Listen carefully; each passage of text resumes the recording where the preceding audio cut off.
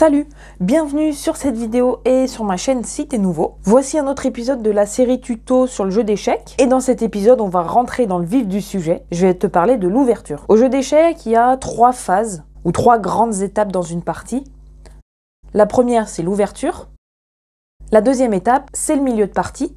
La troisième étape, c'est la finale. Et disons qu'à chaque étape, en fait, correspond une certaine quantité de pièces, une certaine disposition et différentes stratégies et tactiques à adopter. Mais là, on va se focus sur l'ouverture.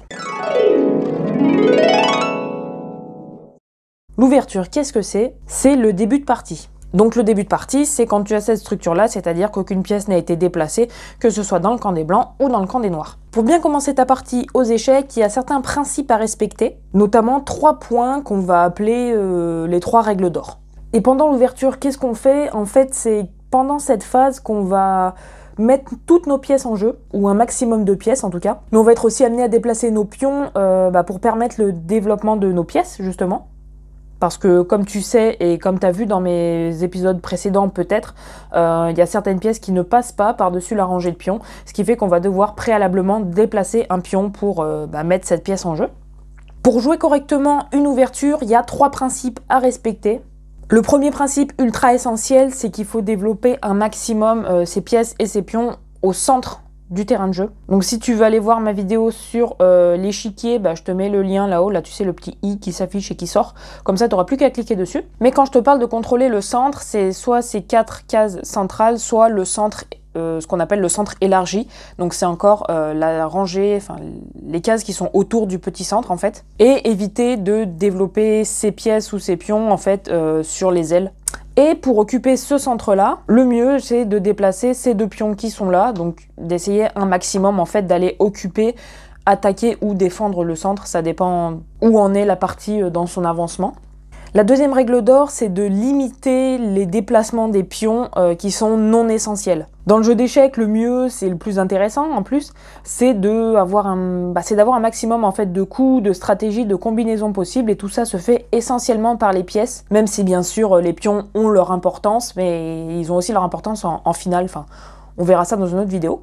Dans tous les cas, une fois qu'on a par exemple bougé un pion, il faut éviter le coup suivant de rebouger le même ou bien de déplacer ces pions sur des cases qui ne sont pas intéressantes d'un point de vue stratégique et ou tactique. Et la troisième règle d'or, c'est de ne jamais déplacer 2 fois la même pièce. Alors bien sûr, si ta pièce est menacée directement ou indirectement, il est évident que tu vas pas la laisser te la faire prendre au risque justement d'être désavantagé déjà en début de partie, ce qui est une très mauvaise chose. Bon après, s'il y a des échanges favorables et que tu maîtrises plus ou moins ton coup, tu peux faire un échange où tu peux donner une pièce. Enfin bon, faut vraiment être calé dans les stratégies pour abandonner une pièce comme ça, et c'est pas mon cas, donc je vais pas te raconter n'importe quoi. Dans tous les cas, voilà, petit récap, il y a 3 points essentiels à respecter à l'ouverture de la partie. Premier point, occuper le centre. Deuxième point, ne pas déplacer ses pions inutilement. Troisième point, ne jamais déplacer 2 fois la même pièce. Et à partir de là, normalement, on devrait pouvoir commencer la partie assez sereinement. Je vais donc te donner un exemple histoire que tu ne sois pas perdu, et de toute façon c'est en pratiquant qu'on apprend, donc autant te montrer. Comme dans toute partie, c'est d'abord les blancs qui commencent, et les blancs ont plein de choix, notamment à bouger tous les pions d'une case ou bien de 2 cases. Ils ont aussi la possibilité de déplacer leur cavalier. Alors moi je me souviens, ma toute première partie que j'ai fait en club d'échecs quand j'ai joué contre mon prof, le premier coup que j'ai fait c'était ça. Ça, c'est un coup de débutant. Pourquoi? Déjà parce que ça bouge un pion. En plus de ça, il n'est pas au centre et ça met en action la tour, disons, qui, comme tu as pu voir dans mes autres vidéos, a une valeur de 5 points, ce qui est quand même relativement élevé. Et disons que c'est une sorte de pièce tank, en fait, qu'on va mettre derrière pour rester en soutien ou en attaque indirecte. Et on va éviter de la faire rentrer en jeu dès le début de partie parce que, voilà, elle va se faire facilement attaquer et c'est pas bon de la perdre au tout début. Donc ça, par exemple, c'est un coup de débutant à ne pas faire le meilleur coup, enfin, un des meilleurs coups, en tout cas, après, tout dépend de la stratégie et des ouvertures que tu as envie d'adopter, mais un bon coup serait par exemple celui-là. Pourquoi? Déjà parce que on voit que ça laisse une certaine liberté à la dame, ça lui ouvre sa colonne blanche pour déjà commencer à défendre, occuper et attaquer certaines cases. Deuxième point intéressant, c'est que ça libère également la circulation du fou sur le plateau.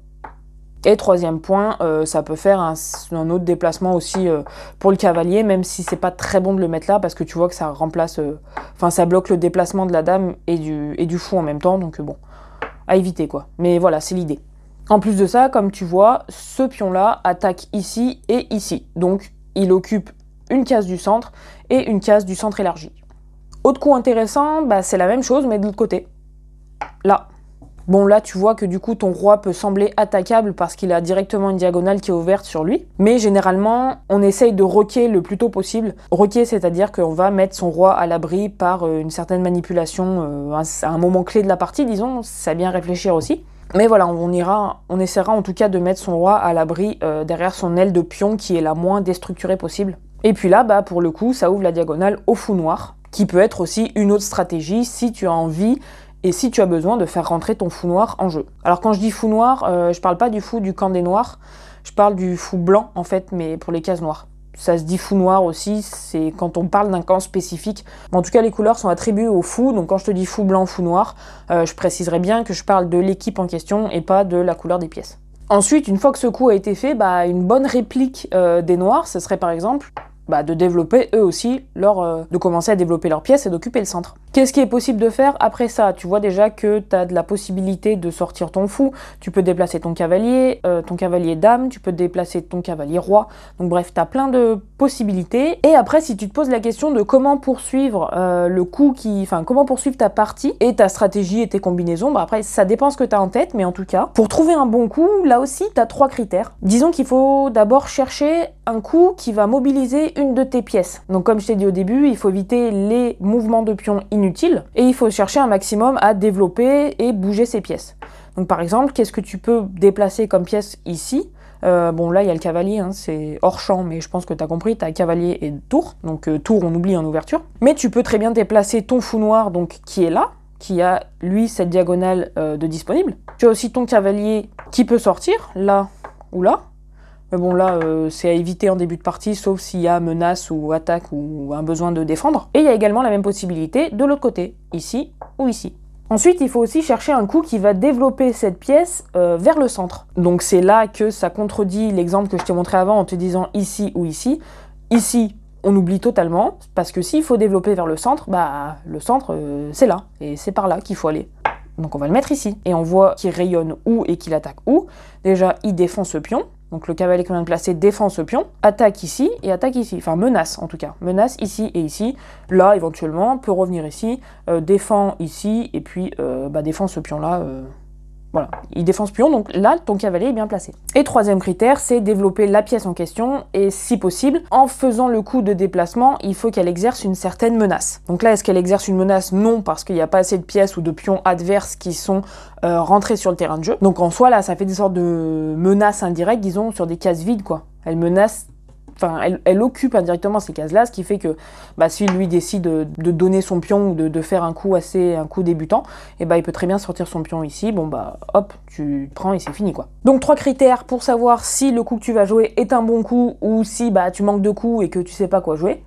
Il faut que tu cherches un coup qui va te faire bouger une pièce, qui va développer cette pièce vers le centre et qui, si possible, va exercer une menace sur les cases qu'elle attaque, qu'elle défend ou qu'elle vise. Voilà, je te remercie d'avoir écouté et d'avoir regardé mon nouvel épisode sur le jeu d'échecs. La suite arrive, t'en fais pas, on va commencer à rentrer dans le vif du sujet, comme là, tu vois, on a fait. Dans les prochaines vidéos, on parlera du milieu de partie, des finales, du rock, des différentes stratégies, de la tactique. Et je te montrerai, pourquoi pas, des ouvertures type, en essayant de t'expliquer pourquoi tel ou tel coup est joué.